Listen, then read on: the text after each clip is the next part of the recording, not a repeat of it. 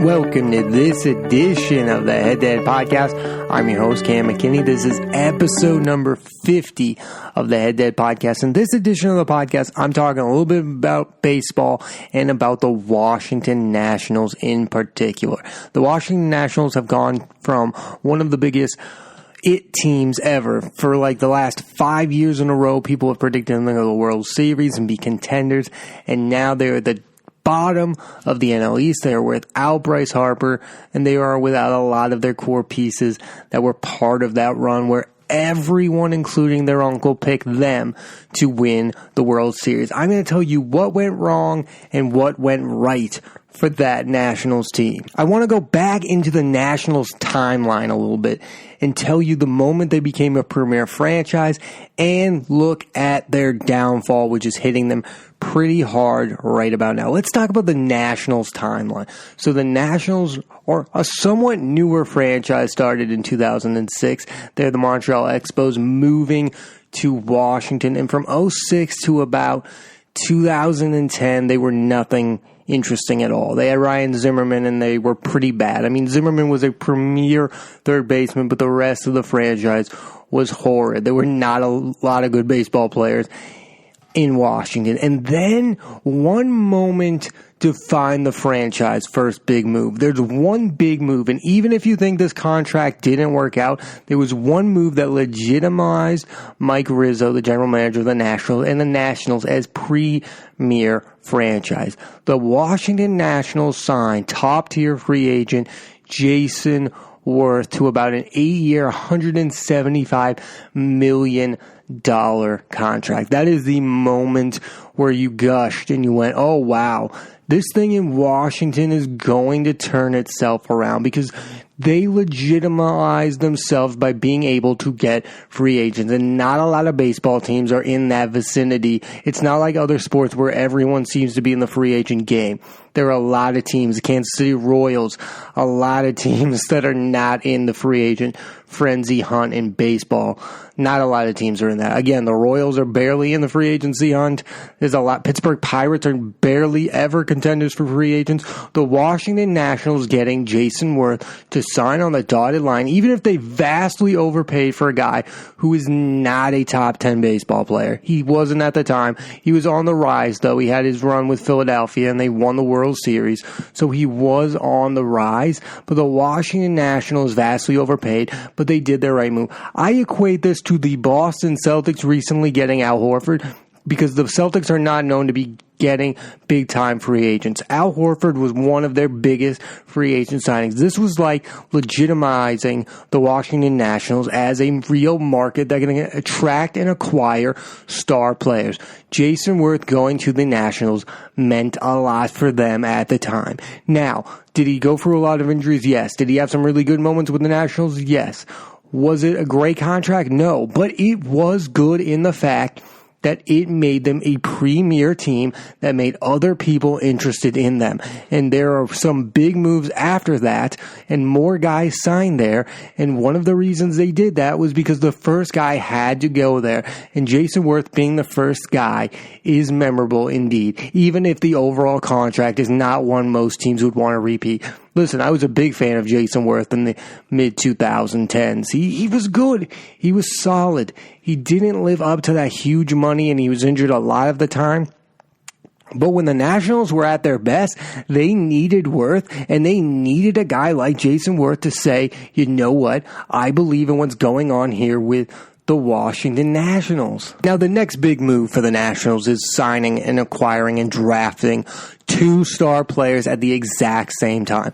Bryce Harper was on Sports Illustrated as a teenager, and Steven Strasburg was pitching no-hitter after no-hitter at San Diego State, being managed by the great Tony Gwynn. These are two guys who are on the rise, who are going to be stars no matter where they were going to go. Washington Nationals did not develop Steven Strasburg and Bryce Harper into stars, but they did, and they were lucky enough to get these two guys. If these two guys were not Washington Nationals, they would never have made it onto the scene as one of the premier franchises. Bryce Harper came into the league diving for balls like a madman and crashing into the wall.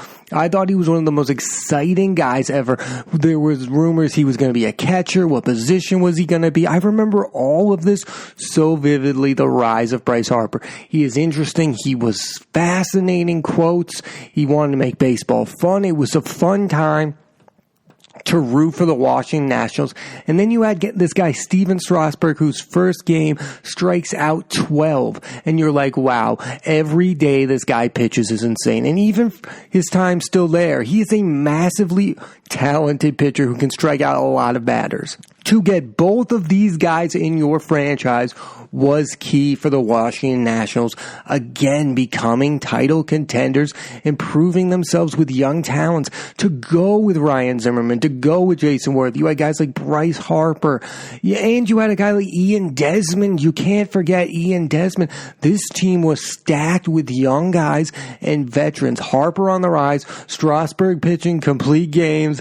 Well, not complete games, but pitching shutouts and striking guys out back and forth. I mean, this team was loaded with guys. I mean, Zimmerman and David Wright. That was the debate for years and years. Who was the best third baseman in the National League between those two guys? And listen, Ryan Zimmerman has had the length.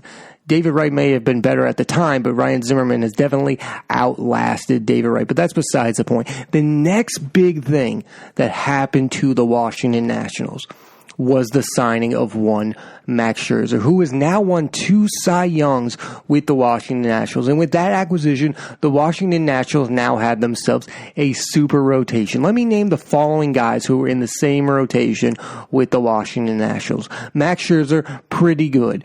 Steven Strasburg, pretty good. Jordan Zimmerman, pretty good in his prime. Gio Gonzalez, pretty good. They had a super rotation. They were trying to build a rotation like the one Philadelphia had at one point. This was a team that was going to win a World Series once they got Max Scherzer. Everyone believed that. Now they had the pitching staff to go forth. They had the offense at one point, and now they had the pitchers. They had Max Scherzer, who had dominated in Detroit, and he picked them, and he signed a 7-year, $210 million contract. There's another big free agent move to legitimize the Washington Nationals. This is a guy who has 2 different color eyes. Yes, Max Scherzer, that's one of the least interesting things about him. He is a strikeout machine. His windup is insane. It makes no sense. It looks like he should be breaking his neck the way he pitches. Yet he has become one of the sheer forces of all of baseball. He is unstoppable at times, and he is the definitive pitcher of the National League, not named Clayton Kershaw. It's Scherzer and Kershaw, and whoever you pick, you really can't go wrong with that pick. So that move alone, you thought they were on the rise. They were the next big team. They had Harper, Strasburg, Scherzer, and then Anthony Rondon was developing into a star. You thought this again. They had another chance to be on the right. They were moving in the right direction. And yes, they lost in the postseason before to teams like Atlanta, San Francisco, some of the teams that won World Series, some of the teams that didn't. But every year they were being picked. They're going to win a World Series. They're going to win a World Series. This team with these guys, how can they not win a World Series? How can this all go wrong? But it eventually did all go wrong. They have never gone past the first round. They never got to the National League Championship Series. They've never even sniffed at a World Series. And now they are without a lot of those guys who started it all. Where did it start to go wrong? Okay, now it's time for me to talk about where it went wrong for the Washington Nationals. For me, it started to go wrong with them when they lost Jordan Zimmerman to the Detroit Tigers. He signed a massive deal with the Detroit Tigers. The idea of having that super rotation is how the Nats were going to win the World Series. Yeah, they didn't have a great bullpen, but I really thought with that rotation they could win. Just to have Scherzer and Strasburg is not strong enough in the postseason. I really thought Jordan Zimmerman was special. Now listen, Jordan Zimmerman has not even been as close to as good with the Detroit Tigers. I mean, there are flashes, but he definitely signed with a bad team to get a lot of money. If the Washington Nationals had kept Jordan Zimmerman, I think they'd still have been contending type team for a while to go. That was when it started to go awry in Washington. They had lost their super rotation. Gio Gonzalez had started to fold. He had started to lessen as a pitcher. He was no longer at his best at the end of the Washington Nationals run. Now their super rotation was 2 guys basically, Strasburg and Scherzer. And Scherzer, of course, he's won 2 Cy Youngs, but you need more than that. That's one of the reasons this went wrong for the Nationals. Losing a guy like Jordan Zimmermann, who they developed, they grew, and it was so weird to me that they were paying all of these guys, and they wouldn't pay the homegrown guy who had won 18 games there, who had developed a pretty good game. Jordan Zimmermann was a pretty good pitcher with the Washington Nationals, and I thought he was the key to their future, and they didn't pull the trigger on that contract. Now, listen, you can make that argument, Cam, he hasn't been good in Detroit at all.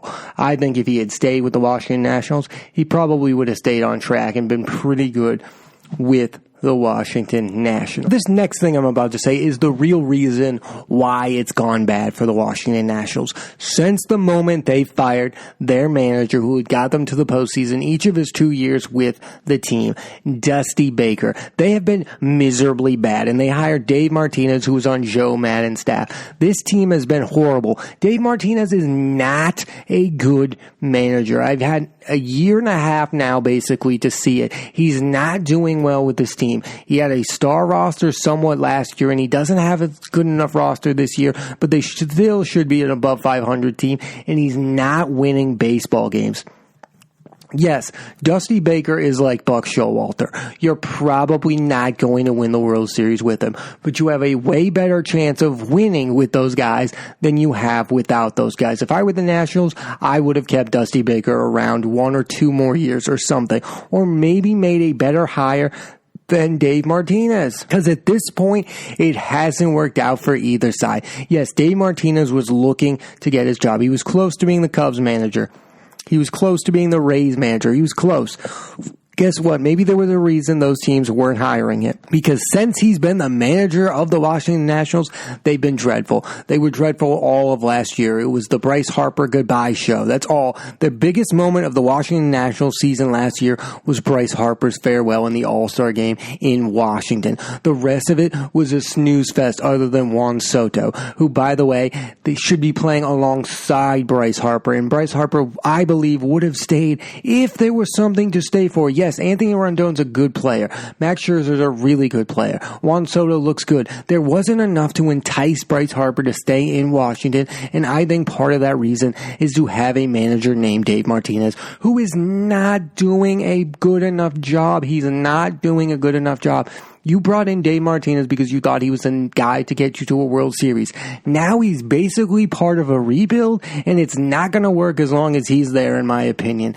The next time the Washington Nationals are a good team, Dave Martinez will not be their manager, in my opinion. Yes, it all went wrong also losing Bryce Harper and Daniel Murphy this offseason. And then they went out and paid Patrick Corbin. I have no idea why they did that signing. I'm not a big Patrick Corbin guy. He's won 18 games before. Last year he won 12. He's a good pitcher. He's not a great pitcher, and he doesn't deserve to go with the likes of Scherzer and Strasburg. And a lot of it has to do with Strasburg. I think a lot of their downfall also has to do with Strasburg. The fact that they're keeping Strasburg, the fact that they have Strasburg over Harper isn't really good for them, because a lot of their postseason madness is a little bit because they babied Steven Strasburg. Remember the Jabba rules nonsense? The Yankees were babying Jabba. Well, the Washington Nationals did that twofold to Steven Strasburg. The fact that he didn't pitch in some of that postseason, that first year they went, They acted like they had a 15-year run, when in reality they only literally had a 5-year run. That is one of the most maddening things with these teams. These young teams think they're going to be good for 15 years, and they only end up being good for 5. Remember the Oklahoma City Thunder? We all thought they were going to go on a 20-year run with Durant, Westbrook, and Harden. Now only Russell Westbrook is there, and no one thinks they're still on that run. That's why young teams need to take advantage of that. They babied Steven Strasburg, and now they have zero chance of competing for a title for the foreseeable future. The Washington Nationals did not take advantage of their championship window for a long enough time. And yes, a lot of things went didn't go their way. Ian Desmond becoming bad overnight didn't go their way. Bryce Harper not being the MVP a couple years in a row didn't help them. He didn't grow from that MVP season. He declined a little bit. Yes, he's still a star player, but let's be honest. Bryce Harper declined in his last 2 years in Washington after winning the MVP. That is definitive. That definitively happened. That didn't go their way. A lot of things didn't go their way. But they also didn't take advantage of the time when they were at their best. Not pitching Stephen Strasburg in big moments has hurt them time and time and time again. And now the fact that we're in 2019, and the only people remaining from that core is really Ryan Zimmerman and Stephen Strasburg. And the name Bryce Harper isn't there. It must be maddening to Nationals fans, because Bryce Harper is the definitively best player in franchise history. No offense to Ryan Zimmerman. Bryce Harper is 1,000 times better than Ryan Zimmerman at playing baseball. And Nationals fans would give up the 15 years Ryan Zimmerman has been there for the 15 years Bryce Harper would have been there, because I think that's their window of winning. Juan Soto is a really good player. I don't think Juan Soto is going to be as good as Bryce Harper was or could be. Bryce Harper is still, 25, 26, and he's done with you. He left for the Phillies in the division. That hurts. That's a slap in the face no matter any way you want to look at that. That is a slap in the face that guy is gone. He is not coming back. He was supposed to be the next heir to your franchise, and he walked out the door. That is the slap in the face to Washington Nationals, and they're still not even living in reality, because they're paying guys like Patrick Corbin oodles of money for no apparent reason, and now there's rumors Max Scherzer is going to be traded this season. They are going to have to hit the reset button and hope they get lucky again. The truth is, they were always lucky. To get Harper and Strasburg on the same team, they didn't take advantage of that. They didn't take advantage of their key moment and pounce on a chance to win, because they thought they were going to have a 15-year window. Well, guess what? Bryce Harper was a Washington National for 7 years, and you didn't win anything. So your window was about as half as you thought it was going to be. Baseball teams and sports teams need to take advantage of that moment, and the Washington Nationals did not take advantage of that moment, even when things went their way. Daniel Murphy fell into their laps, folks. He was a World Series hero for the Mets. The Mets didn't sign him. The Nationals did for 3 years, $30 million. He basically won a batting title there, and you still didn't take advantage of those moments. Some things went really wrong for them. Other ways, they got really lucky. In some cases, nobody thought Daniel Murphy was going to be that good with the Washington Nationals. Nobody thought Gio Gonzalez was going to be that good when he got to Washington.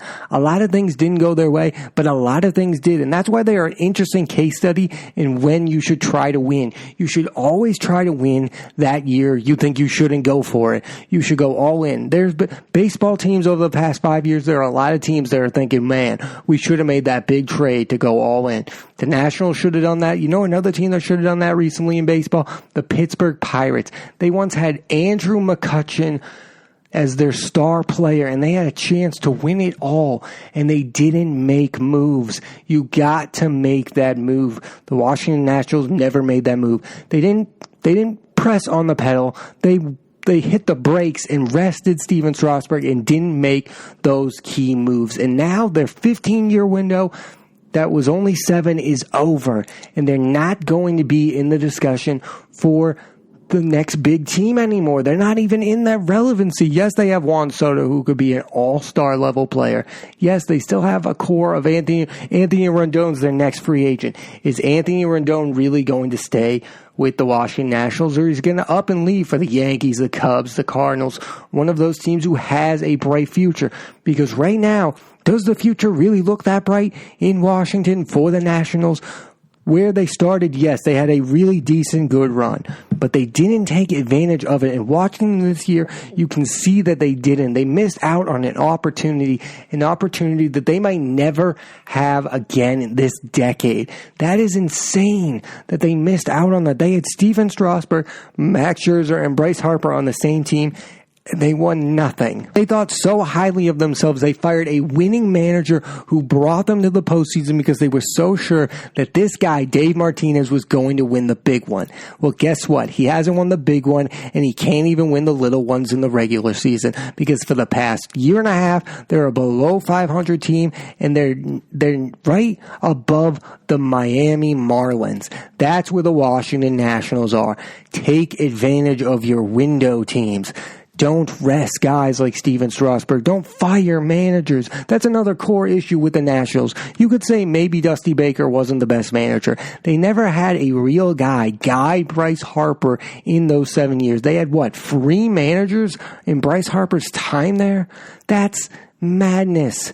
That is madness. If they had had one guy, maybe they would have won the big one, and maybe they would have taken advantage of their choices because they were so exciting at one point. Bryce Harper diving into walls, Steven Strasburg striking out 12 in his debut, them signing Jason Worth. And what was it all for? They won't even be remembered as winners. It wasn't that memorable a run, was it? Didn't even get to the National League Championship Series. You got to take advantage of it. The Washington Nationals are now off the board as one of the big marquee franchises in all of baseball. They're not relevant at this moment in time.